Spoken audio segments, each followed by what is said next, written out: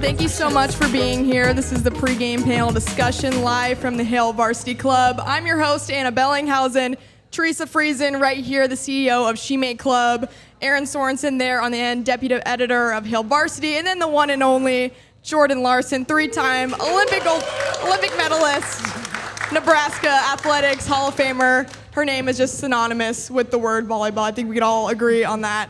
Thank you guys so much for being here. Yeah, Great to be here.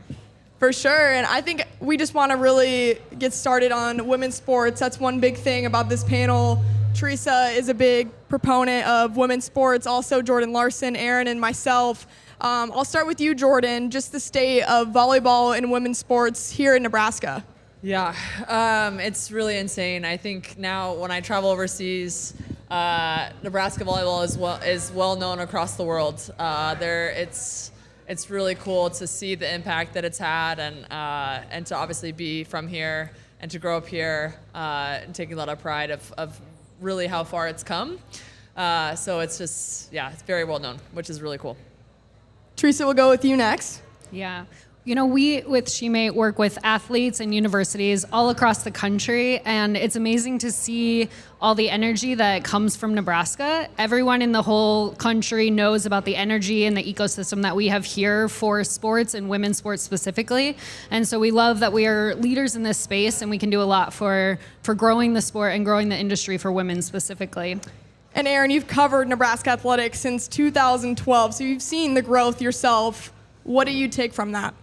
Yeah, I mean, I think the biggest thing is when I started covering Nebraska athletics, like people just wanted me to cover football. That was it. Like people were like, give me football coverage. And now I'm like, people get more excited when I'm at volleyball matches, and people want more women's basketball. They want more soccer. They want more women's sports. And so we're putting the investment in.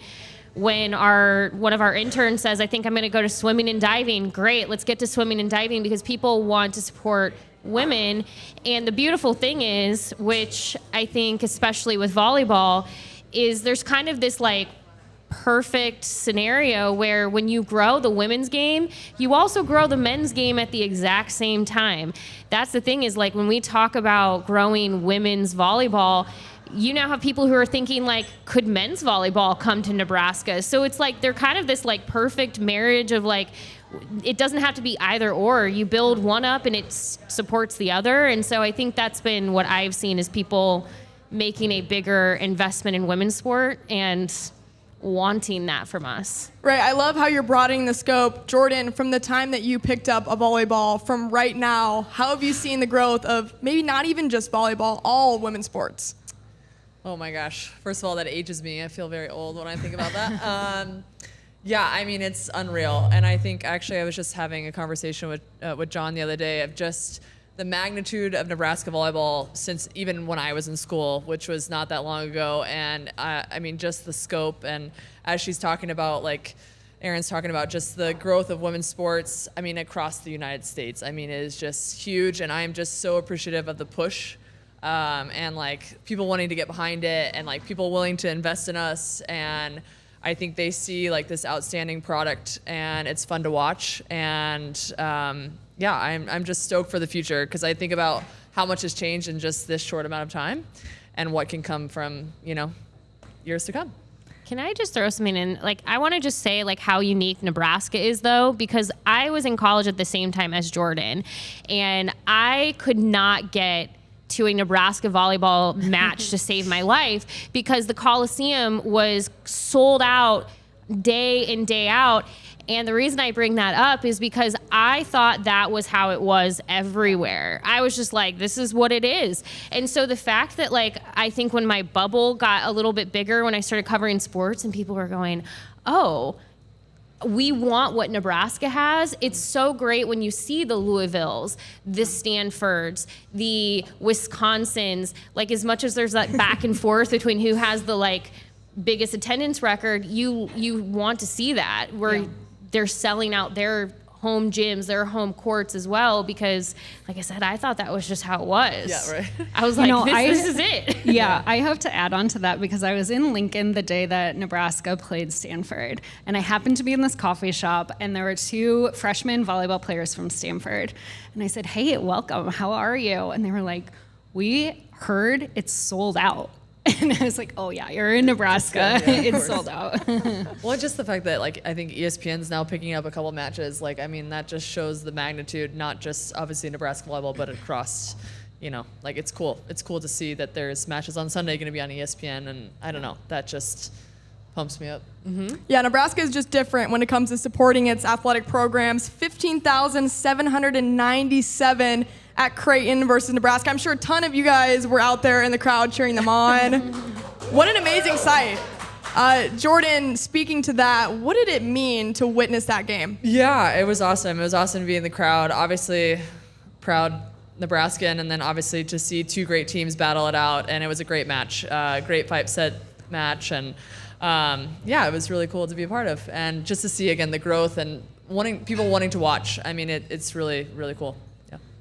I mean, I was so excited to be there too. I just to watch such elite level volleyball, as much as I will sometimes watch the clock because the later it goes, that means the later I'm getting home. And so sometimes I'm like, all right, we're going to a 5th set. But that was one where I was not upset about it at all, because I'm like, if we're going to keep witnessing this level of volleyball, do we want to do 10 sets tonight? Let's just keep this rolling.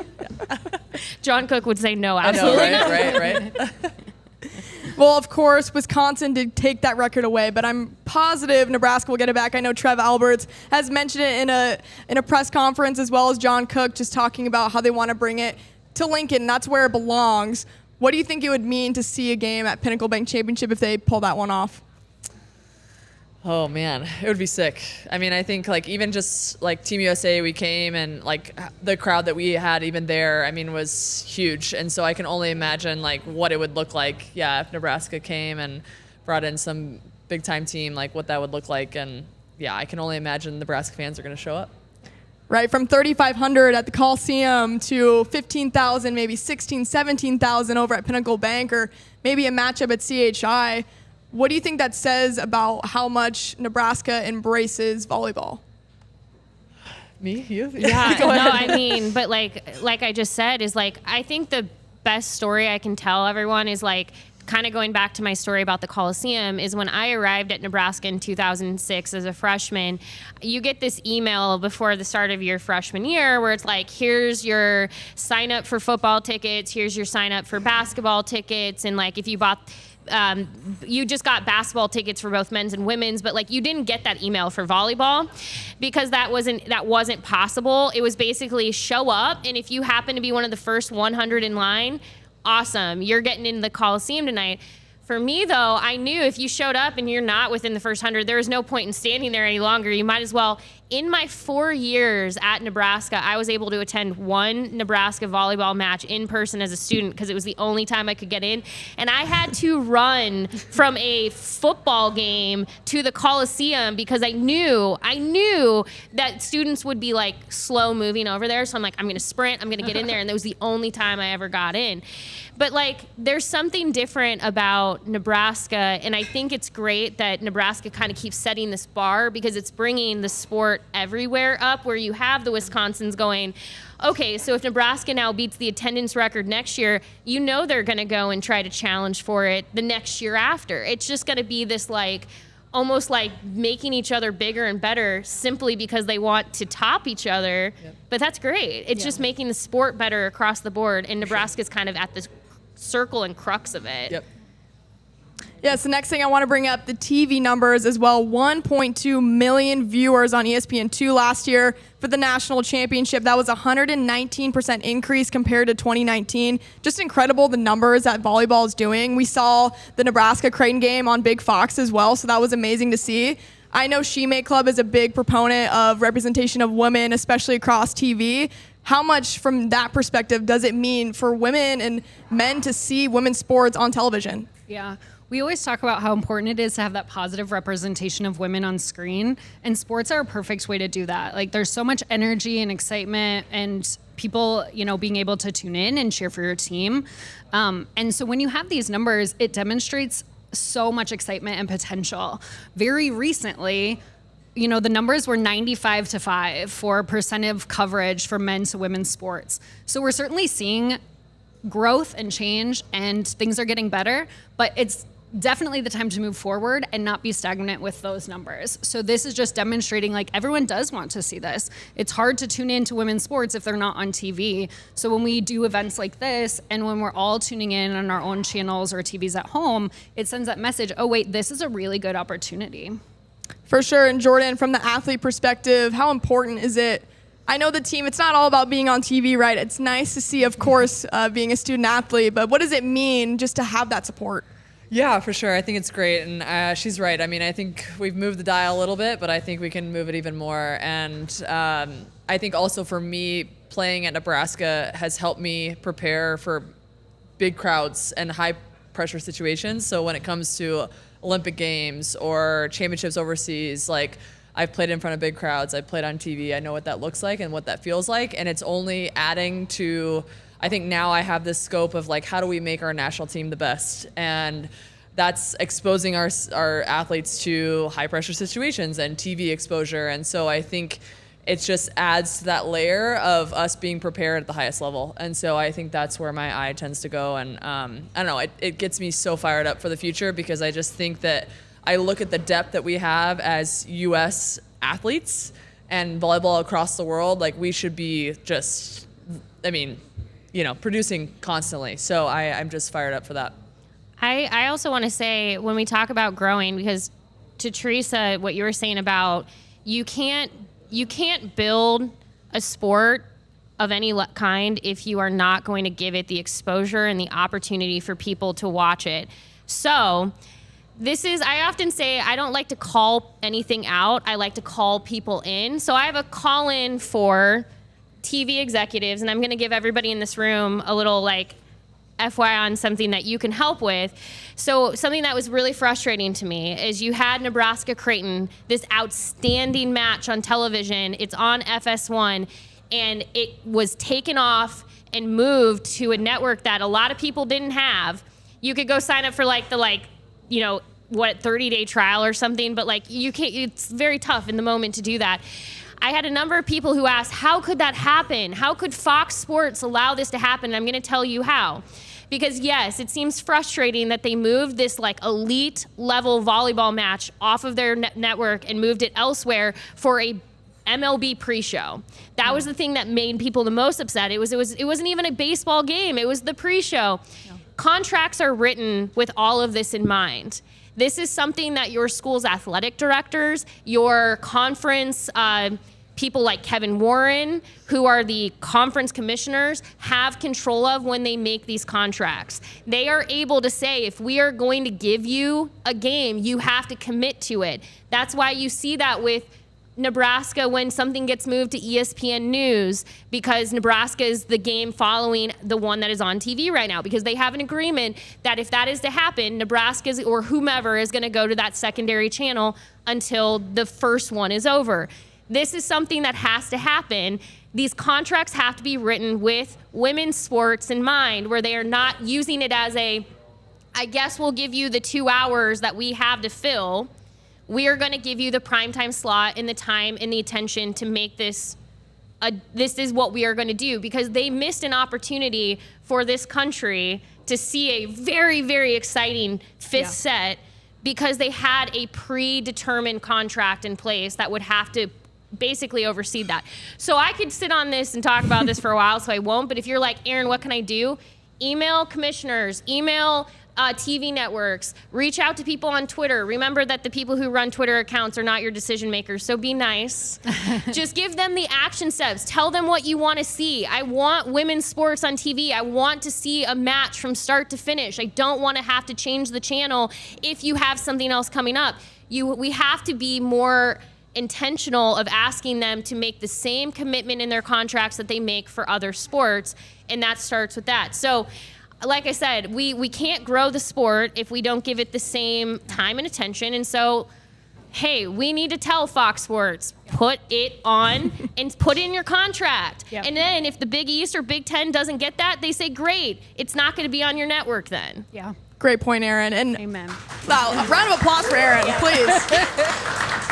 Look, I've got some pent-up feelings about We this. might need to extend this. No, that's awesome, though. And every single TV in Hail Varsity Club was playing the Creighton, Nebraska game. I think that's beautiful because when you go to a bar, you see every single sport, and most of them are, the MLB, NHL, NFL, whatever it may be. But there's so many important women's sports, and I think that if you can see it, you can be it. And it's really important for daughters. It's really important for the young children to see themselves, a different version of themselves on TV, because you would never have your own aspirations to be a volleyball player like Jordan or be a sports reporter like Erin or I, or a CEO like Teresa. Representation matters so much because it really matters about who is looking. Just from your perspectives of people, Jordan, maybe that you've met, anybody that's come up to you, little girls that look up to you, any emotional stories or anything that's really hit home with you of like, wow, what I'm doing really matters?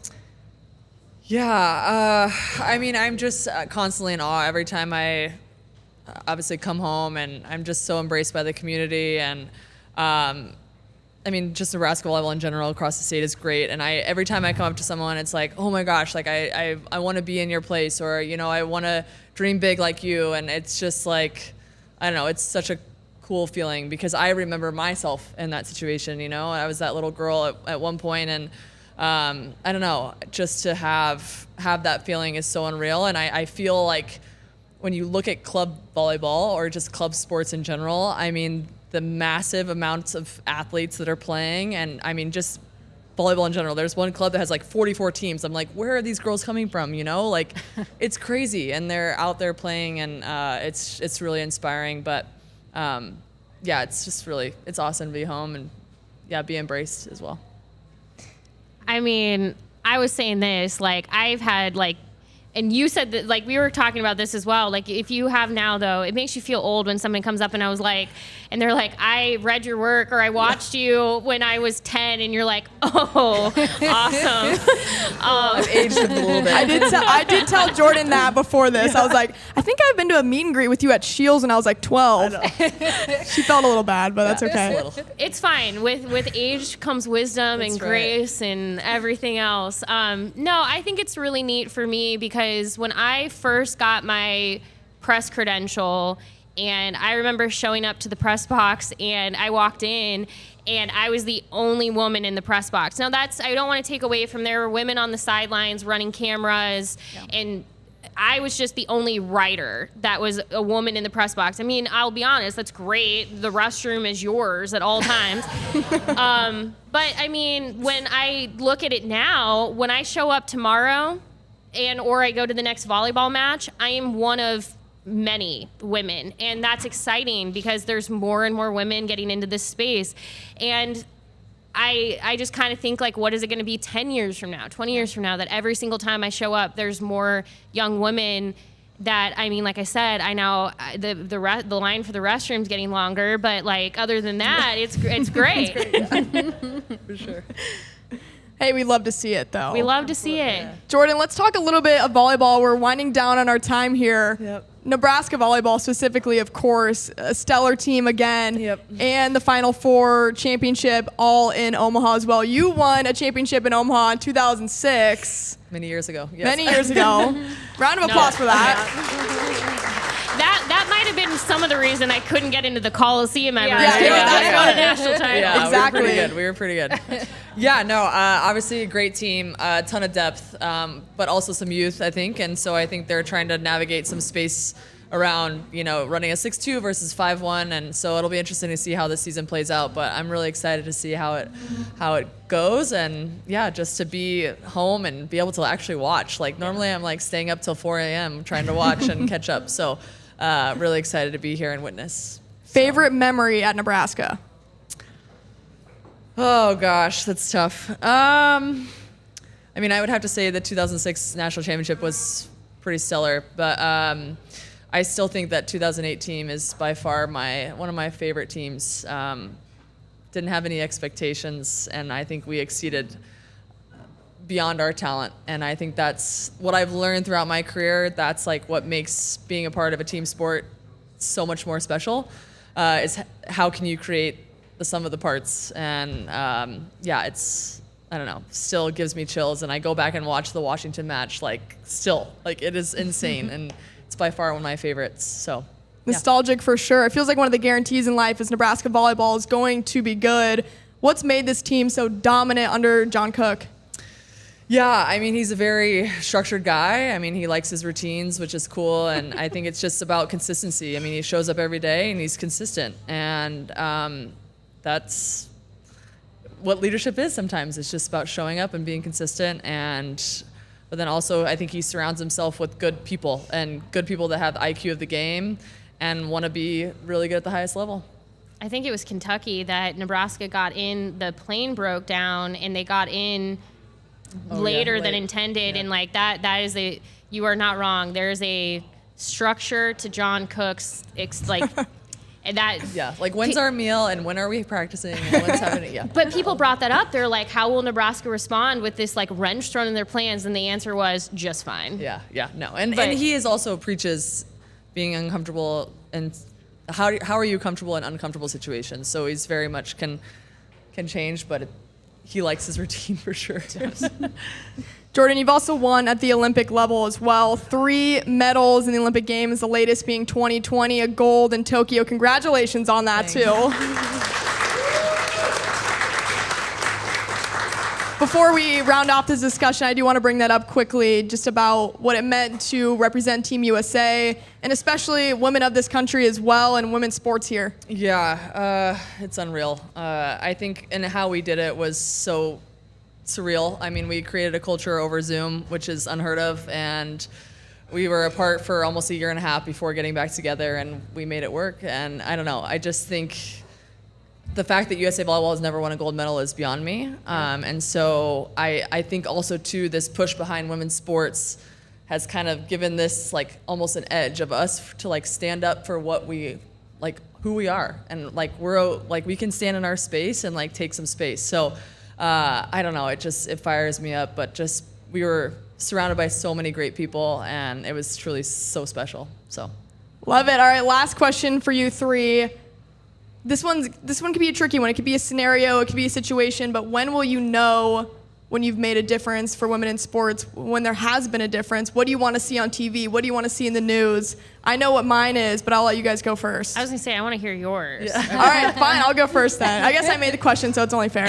I feel like I'll know a change has been made for women in sports when little boys and little girls aren't just wearing LeBron jerseys and Kobe jerseys, but they're wearing Jordan Larson jerseys, Sue Bird jerseys, and everything like that. I think that's when I'll truly know, when kids are growing up, they're like, instead of Kobe, it's like Jordan, something like that. But yeah, I just want to see that representation of women, no matter what, just be synonymous with sports, not like, oh, it's women's sports. No, it's sports. Yeah.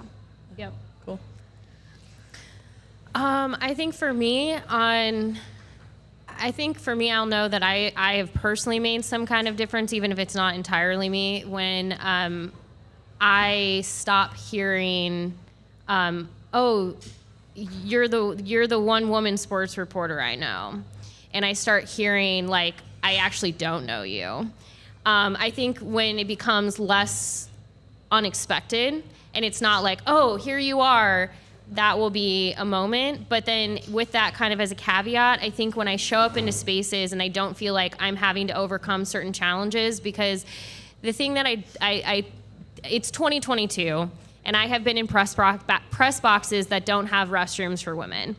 And you'd think, how is that possible? But the answer is there's just not enough people banging down the door saying, like, you have to create this. So I think, I guess what I'm saying is I don't want to be special. I want to just be doing my job and have that be something where, like, it's like I'm just known for doing my job well.